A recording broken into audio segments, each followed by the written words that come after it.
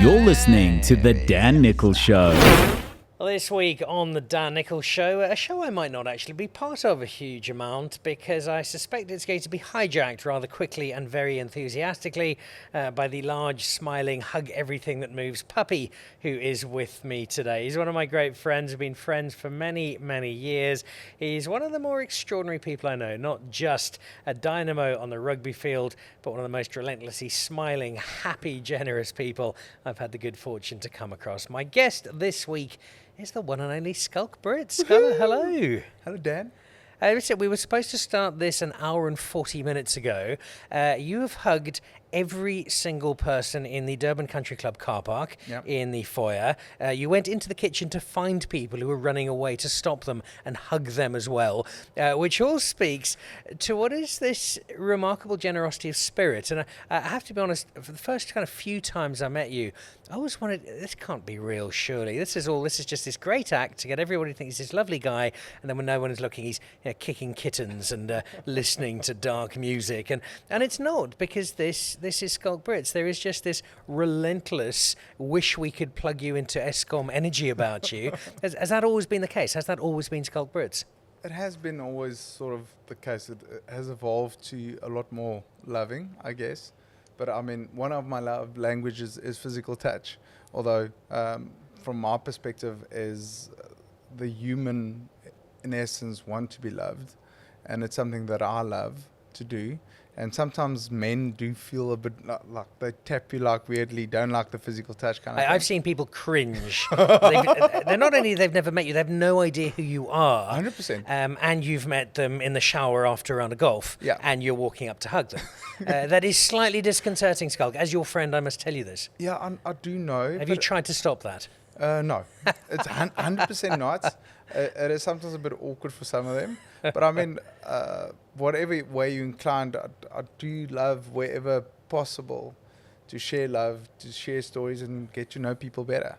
And so from that perspective, Dan, as men in general, if you check in South Africa, that reaffirmed, it's not a cause, it is reaffirmed that suicide rate is very high in South Africa. I think it's the second highest in the world, South African men. I've lost a very dear friend to suicide, and it is that reaffirmed my belief that as men we should talk about emotions more, we should love each other more, and just be open to that conversation. And so from that perspective, it is, I'm not overdoing it, but that gave me a lot more oomph to keep on doing it. And yes, it's sometimes awkward, but sometimes I can make a big difference. The point you make is a really valid one, because you and I both come from a generation where, by and large, boys don't cry. Yeah. You often went to a gender-segregated school where men were tough, and there were very, very specifically ascribed gender stereotypes. And talking about your feelings, I mean, if my wife says to me, let's talk about our feelings, I will, right, well, yes, okay, I'll go and wash the dishes, or I will go and fix that shelf, because she knows that's what will happen. But it's not something that we do naturally. Has it always come naturally to you, or have you had to teach yourself some of these lessons? No, look, I'm very fortunate to have an unbelievable mother and father. Dad is just phenomenal, and he's been a great role model. But the reality, he showed emotions, sometimes less than, that is only my experience, but it's not just from father to son, but now from me or grandfather to me, and now I'm trying to do the same with my boys. And the reality is the same from your experience and mine, is boys don't cry. Toughen up, get on with it, move on. And I do think from a mental health perspective, it is not ideal. And that's why I guess South African men, because that's my experience, don't talk about it. And from my experience, once again, I'm going to say this, is sometimes it's okay to say, I had a crappy day, or I'm struggling with X, Y, Z, and we don't normally share that. We carry the burden, and not only the burden, the responsibility to look after the family, and how it was in the olden days. Mother did what she did, very traditional way. father looks after finances, provides, and he takes that responsibility. And luckily, I've married an unbelievable wife that you know very well, Kalinda, and who none of us can believe married you willingly. There has to be something more to this. Yeah, 'Cause she's amazing. Dan, I sometimes pinch myself. It is, but from her background, she's Dutch, and they do talk about everything, and we share everything. Like, we share all our emotions. I feel there's a space to share that. I know this conversation has gone a different route than I think we were supposed to, but it is very important to have.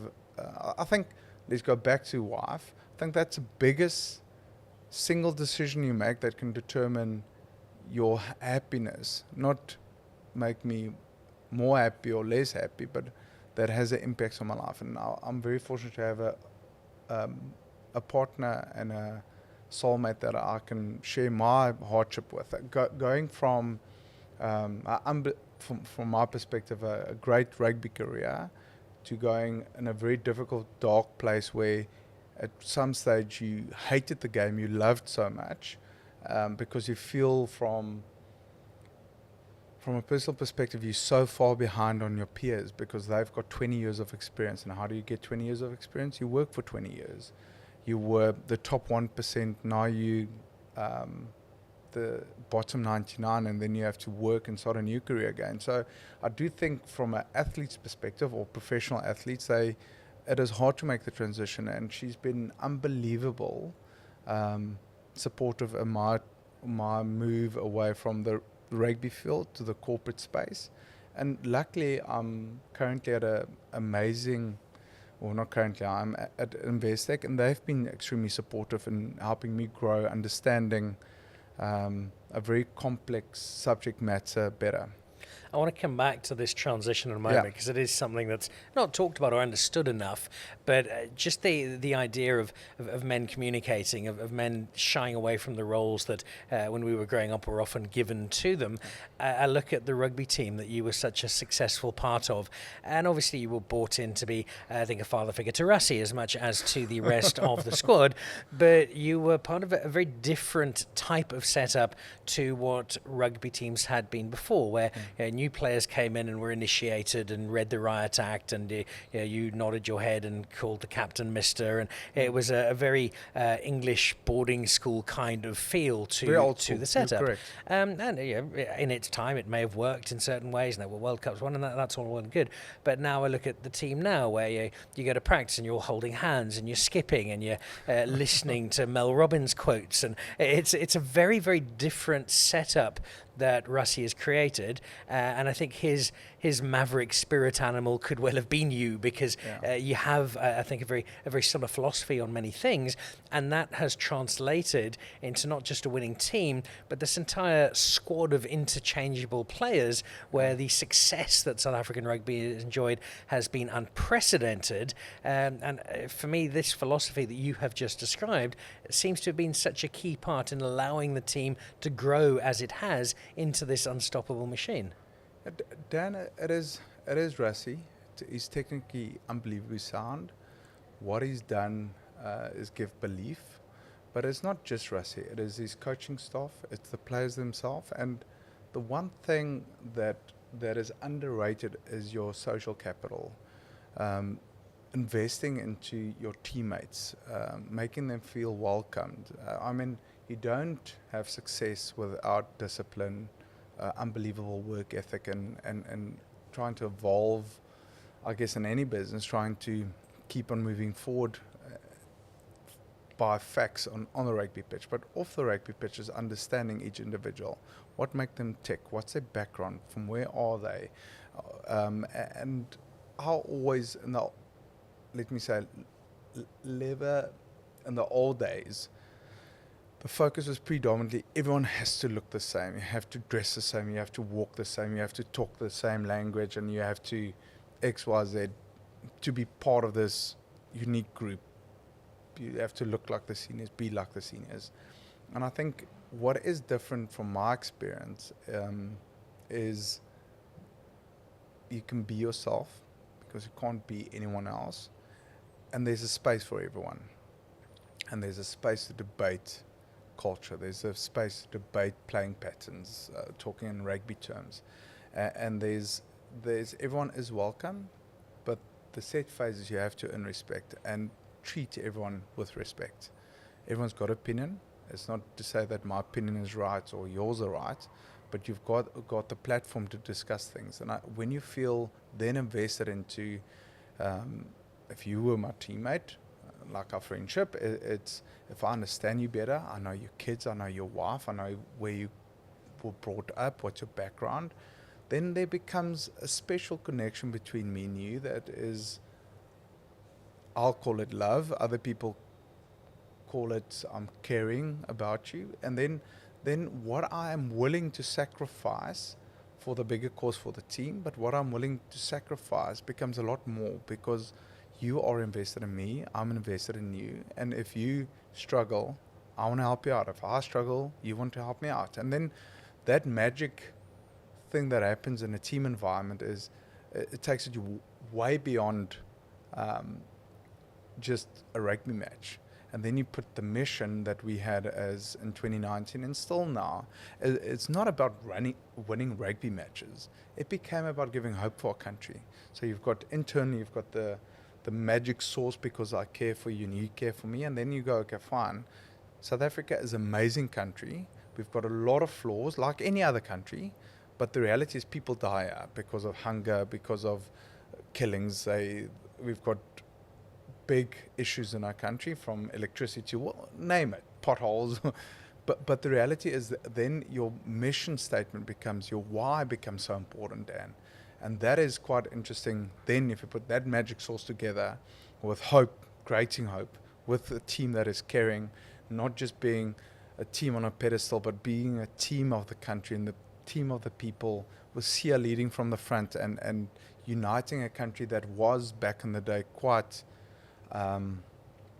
apart, is to show our mission is irrelevant of your race, of your religion, of where you grew up, if you were private, public, school, grow up poor, rich, doesn't make a difference.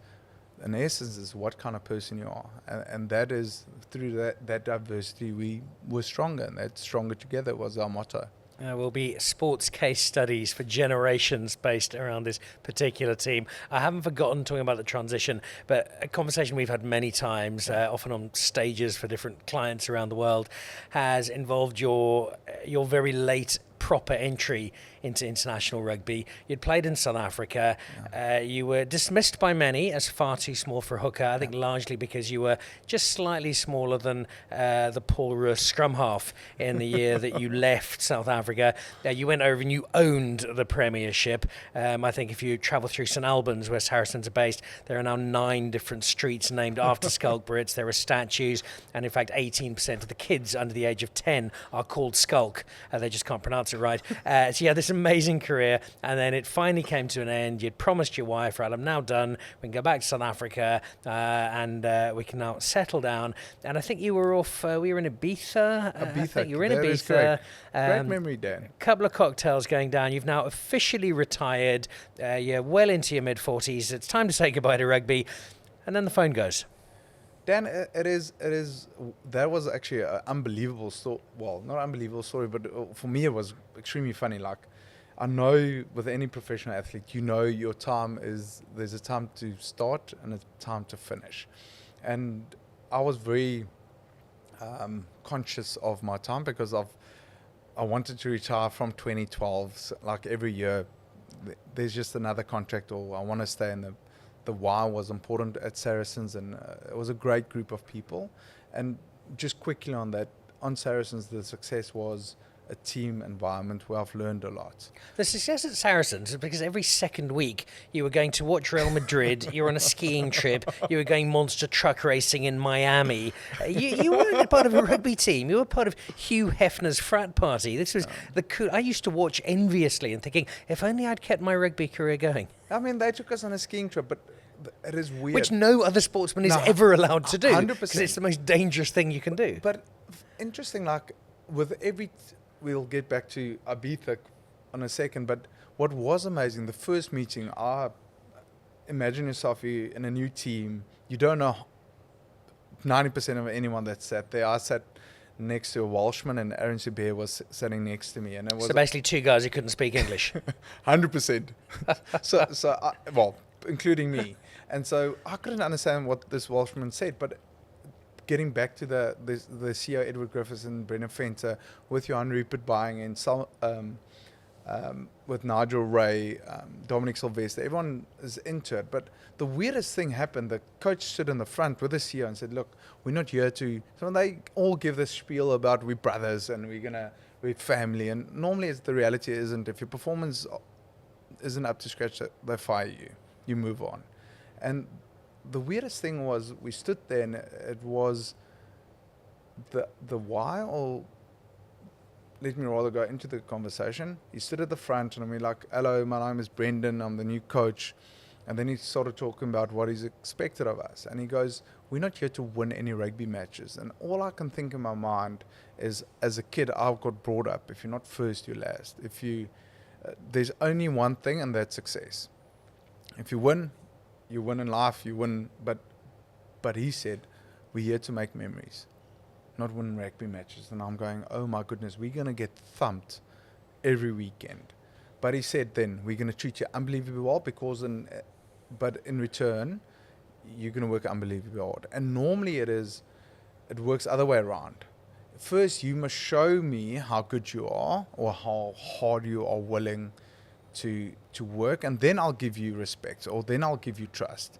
They flipped that whole script and said, I will first give you respect. It's for you to lose it. And so from that perspective, the whole concept, we can go very deep into that, but that changed the whole vibe of the whole squad. And they kept to their promise. They looked after our families, so families first. They started a creche. Can you believe it? There was a nursery at the rugby club. There was a nursery because we started underperforming because of lack of sleep, and they put all the senior group guys together and said, why is the performance, we're down on numbers on training weeks, facts, stats based, what's going on? And one thing we never looked at is everyone at that particular age was having kids, and it became difficult at home, and most of our support network is either in Argentina or Wales or South Africa or Australia, New Zealand, wherever. And so we had to support primarily our wives. And so from that perspective, we said, okay, fine. They made a deal with the wives, they made a deal with us, and funny enough, performance picked up again. So they went above and beyond what was expected as a rugby club because they were invested in everyone. And so that whole experience was phenomenal, finished off.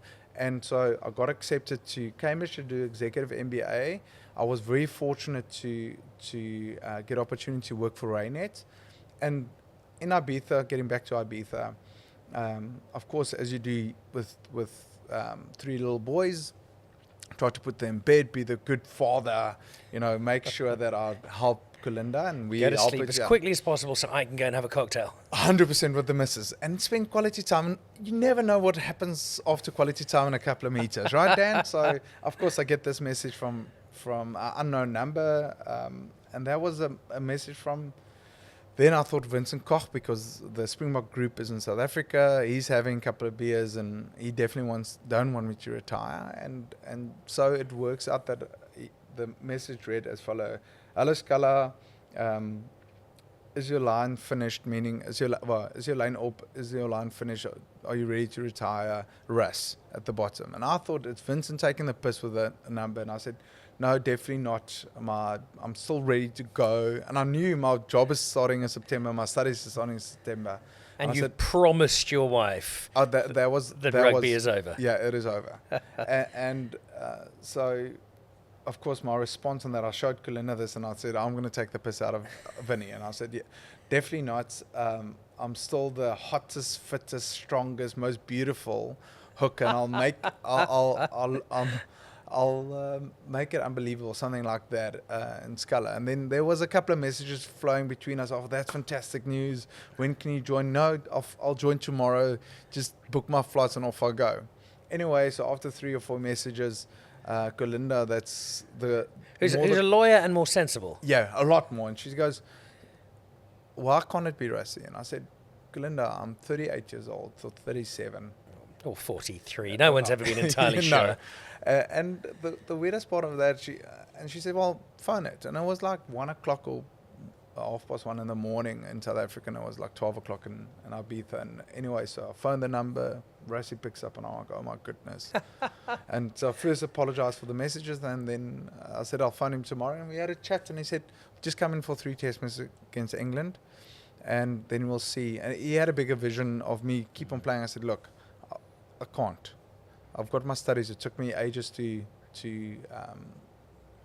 get the job opportunity and Cambridge sorted, and everything was set. So I was mentally ready to retire, and then I helped them out on the 3 test matches, and Rassie said, look, I want you to keep on playing to the World Cup. And that was a weird thing. I said, Rassie, I can't. I've got these things. He says, go talk to the powers. And I was very fortunate to speak to Johan Rupert that gave me unbelievable advice as a mentor and friend, and said, look, I mean, what's the difference if you're going to start working for me at 37 or 38? Go live your dream. Don't regret anything, and go for it. But there are not many situations where having to have a conversation with Johan Rupert would be the second most nerve-wracking conversation. 100%. Because there was a Dutch lawyer who was ready to settle down in suburban life, and you had to go and tell her, hang on, that's on hold. Yeah, look, just on the World Cup here, I think in that 8 months World Cup year in 2019, in 8 months I only slept 15 days at home. So there was a definite end to it. And that's something very few people appreciate. It looks so cool and glamorous, but it's hell of a tough. Dan, it looks very glamorous, and it's fantastic for professional sportsmen or women traveling the world, seeing different parts and being with a team with a cause to be successful. But the one at home with the kids or the girlfriend or the wives, they are the one that is making the sacrifice. Yes, we make the sacrifice from sweat and blood and tears and all those kind of things. But your loved ones take that beating. And that's why it's extremely hard. And it was very hard having that conversation with Kalinda. And that's one of the things why I appreciate her as well, is I've got no regrets. And I'm very lucky to have no regrets. Because I've had a club that was extremely supportive at Saracens, and management, players, well, not players, it's my friends, my colleagues, it's more than just teammates. And then you go, had that conversation with her, and she goes, we're here to support. And we even moved back to South Africa for this opportunity. And the plan was always to go back to England, because that's where her work was, that was where my opportunities were. And so luckily, there was a very open conversation with our boys. We discuss our options, and we discuss the realities that what the future might look like. Although the youngest didn't really know what's happening, but and Kalinda was keen for me to go on this journey and sacrifice more. And so that memory I've made with my kids, with my wife, with my friends, my teammates, and I'm so grateful that people gave me that opportunity.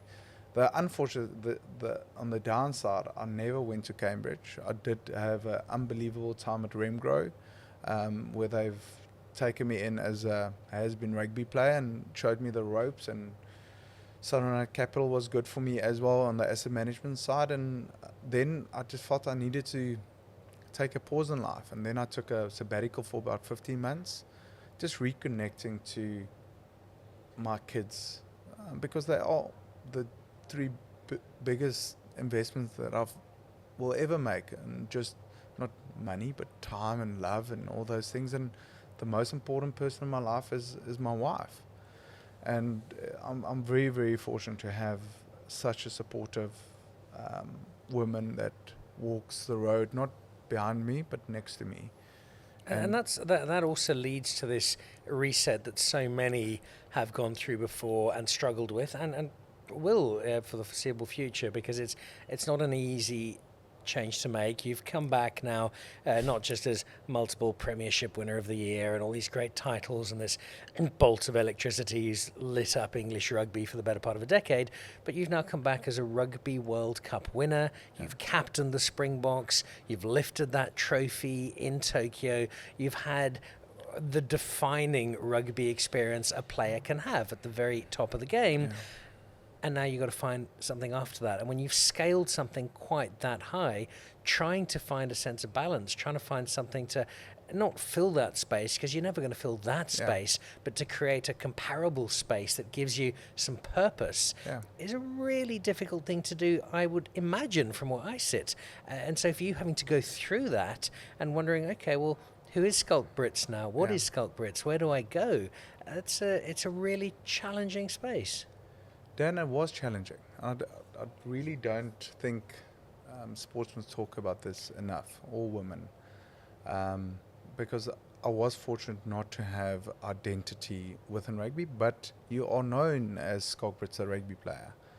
And so then I can remember the first week sitting in my office at Remgro, and I'm got no idea what I'm doing here. It's a scary proposition to go into, right? So suddenly I've got what I've studied is 10 years ago. Yes, I worked at KPMG a little bit and at Instar while I was at Saracens, but this is the real world. And sort of that novelty wears off quite quickly. And the one thing in rugby and on teams you learn, if there's no value add, then you move on. And unfortunately, your feedback loop within rugby or sport is very quick. You run a race, there's first to 10th or whatever, or first to 8th. Rugby, you win or you lose. In corporates, it takes a lot longer to get feedback. Every week you've got a review on your performance in rugby. And corporately, it took quite a while to get my review. Like every quarter, like why only every quarter? I want my review every week. 80 minutes I'd like a review. 100%. And it was so weird having that discussion with Fafa, that Trinita there was my mentor and looked after me at Remgro. It's like, he said, calm down, things move slower in corporate. And look, it's a great organization. It just felt really after the 2 years of giving me exposure to different parts of the business that there was no value add from my perspective. It's a very experienced, very traditional shop that has got great values and they do well.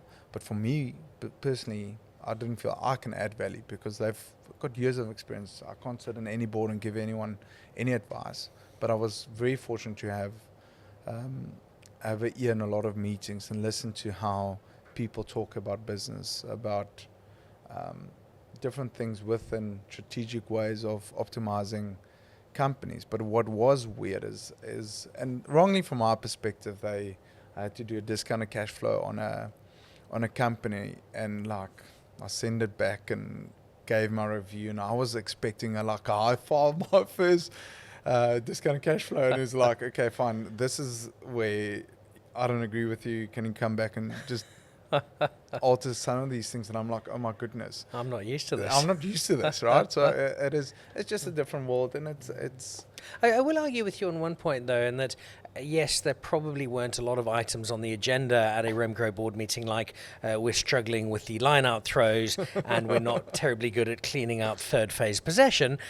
But what you have learnt over this 20 years, and it's where I also disagree with you on you're starting from the very bottom, you have extraordinary experience that just needs to be channeled a certain different 100%. way, because the team that you've been part of is no ordinary team. Yeah. The success that team has had is in no small part thanks to you. Yeah. And the role that you played in 2019, very similar to the role that Bob Skinstad played in 2007, where you had this, yes, alarmingly good-looking and naturally talented figure, but also somebody who's got this experience and this energy to bring to a team that was often quite unconventional. Bob was very unconventional for his time, and wonderfully so, and you did exactly the same thing. And I get the sense from just the conversations we've had in the last little while, you've now moved over to Investec, they've got a really cool team, and you found a space where not only do you understand your value, but I think they understand the magic that you can bring beyond just, hey, we can get you a selfie with Schalk Brits. Yeah, 100%, and that's why I feel very at home within Investec. Look, how it happened was they were actually I struggle in the UK with my UK bank account, and because we've got a house there, the mortgage. Your house has been situation- repossessed again. This is what you're saying. You'd spent all your money after the World Cup. They were taking you home on a away. coffee machine, yes. No, so they sorted my personal. I was banking with Investec anyway, because the solution they bring is from a South African perspective. UK, South Africa. I know that we've got banks in Switzerland and in Mauritius, but the reality is I've had the experience where they sorted out my solution. And so they were very forward thinking and very prompt on how they came to solution in my personal life. And then it's like the conversation went from, okay, what are you doing now? And I'm on a sabbatical. I'm spending time with the three most important investments in my life, my kids. And then sort of the conversations with the big dogs, I would say, when like, do you want to think about working in Investec? And I said, no, I can't see myself. I'm not a bank teller. I'm definitely not a corporate animal. And they said, we're a bit different. And so what was amazing, Dan, is I can be myself within Investec. What is great about it is they encourage you to debate things. They encourage you to ask questions. They encourage you to keep on looking at culture, because culture drives the companies from my perspective, and they look at culture as the big essence of their success. It's a hard-working place that look after their people. They encourage debate, and they try to keep on evolving. The one thing, and this is something that I learned from Rassie and at Saracens, the same thing is, if you keep on just thinking you're ahead, you first mentality, then you're going to sit on your laurels and not work as hard. But if you think mentally, you're every second, and you need to keep on evolving and keep looking where the game is moving towards, or where the corporate world's moving towards, or now where I'm in the financial, like wealth and investment side, where is the market moving towards? So if you can sort of predict that and debate that, then you can keep staying at the front. And so Investec has been quite a revelation for me. But with that, is I can't just be that guy, because I need a guy holding my hand. And that's one thing, you are right. From a rugby player's perspective, or learning how to work with teams, rugby and sport gives you that, or let's say team sports give you that advantage to understand what makes other people tick. You've seen great coaches, you've seen pretty average coaches, you've seen great CEOs, you've seen bad CEOs. You get a turnover of people frequently within the rugby environment, and you try to apply those learnings in the corporate world that you are now. But the reality is, you can't just talk about culture, you have to understand the subject matter. And that is the challenging part. That is, I can have all these emotional talks, but if I don't earn respect with the people next to me by my work ethic, growing in my subject matter, then eventually you're just talking about culture. By your nature, you're not someone who sits still in any sense. I've given up getting annoyed at emceeing an event, and you've decided you're going to be the sommelier for the night and pour everybody wine instead of sitting down and behaving yourself. You must have been a nightmare at school, and my sympathy to all of your teachers. Yeah. But what I see here, and I say this honestly because you're a dear friend, an old friend of mine, is somebody who has been through an amazing rugby career and given us so much joy, unless of course you were an opponent, and culminated in that World Cup win, and then found a difficult time. And I think quite a lot of friends, and you know this amongst your friends, we were a bit worried about, where is Schalk? He seems a bit lost. What's he going to do? Yeah. Where's he going to find it?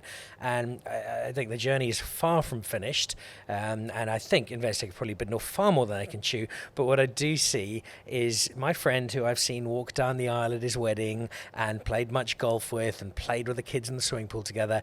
I see you more than anywhere post-career at peace and in a happy space, and that makes me really happy, and I'm really glad to see that. Thank you, Dan. It's been a tough journey, and once again, through sabbatical is getting rid of an ego, because when people ask, what are you doing? And you go, nothing now, I'm doing some punditry and things like that.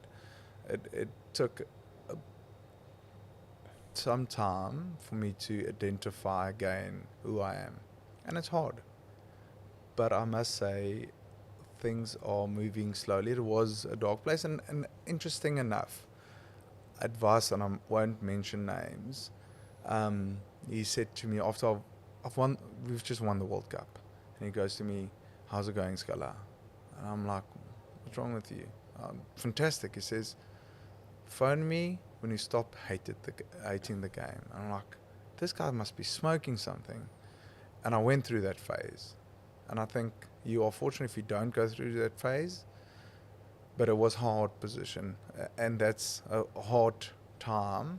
And luckily, I'm through it. And I've seen the lights, and I've moved on. And I'm lucky where I am now in life. I'm fortunate. Great company. Amazing family. I still travel quite often. But it took some time to settle back into normality, a normal life, if I can say that. I don't think you will ever be charged with the crime of having a normal life, Schalk Brits, but you have one that's really exciting, very different. And I'd like to make a date. Let's come back in a year's time and let's see how this journey is continuing to unfold. But also, when we can, have more conversations like this, particularly that first part of what we talked about, because being a bit more open, being a bit more vulnerable is something that doesn't come naturally to so many of us, but it's something we need to do more of. And thank you for reminding me and reminding everybody else of that. I know that you have got 26,000 people waiting at the Moses Mabhida Stadium to be hugged, and then you've got to get back in to man the boom at the Investec car park, which you do particularly well. But thank you, and let's catch up on the golf course soon. And a braai and a couple of your knowledge of wine is far superior to mine, so I would rather first do the wine and then the golf. All right, we shall make a plan. Thank you, Dan. On the Dan Nicholl Show this week, yes, we couldn't get Schalk Burger. Yes, Schalk Burger Senior was busy. Yes, Schalk Brazeda was just too expensive. But as a fourth choice, Schalk Brits wasn't bad.